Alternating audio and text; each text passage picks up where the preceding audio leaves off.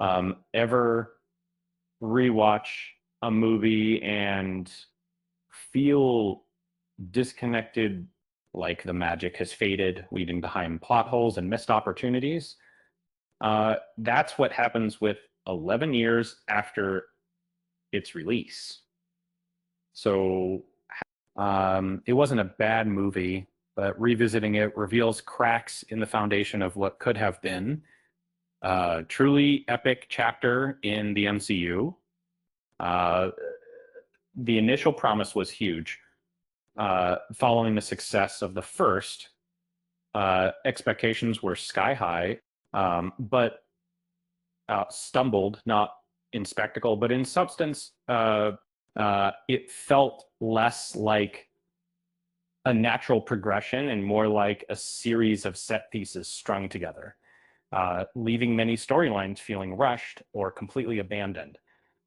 The film opens with a raid on a Hydra base, introducing Quicksilver and Scarlet Witch.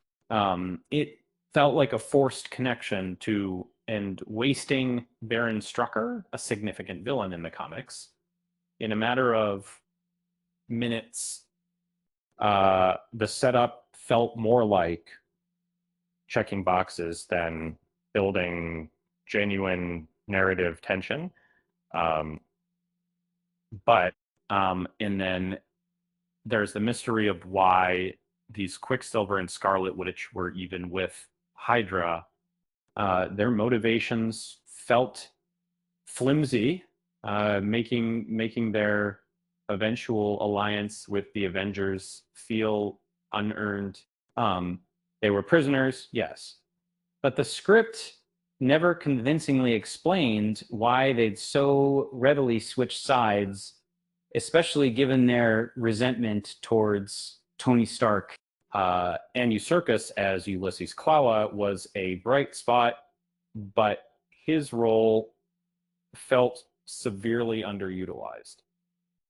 He had potential to be a recurring threat, but was reduced to a minor player in the grand scheme of things. 17, um, the claw that we saw in was a far cry from the one-dimensional character introduced in Pable.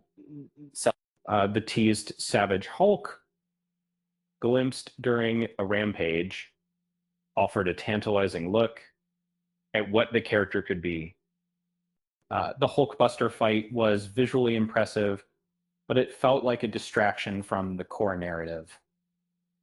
The promise of a truly untamed Hulk was ultimately abandoned in favor of the more controlled, smart Hulk.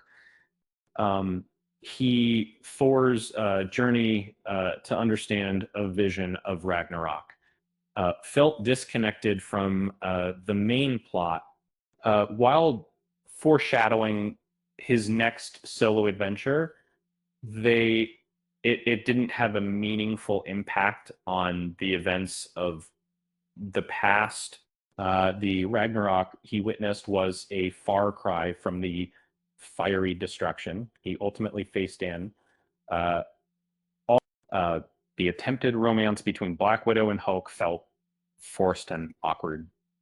The idea that Natasha could calm the Hulk felt contrived, and the monster line was a particularly jarring moment.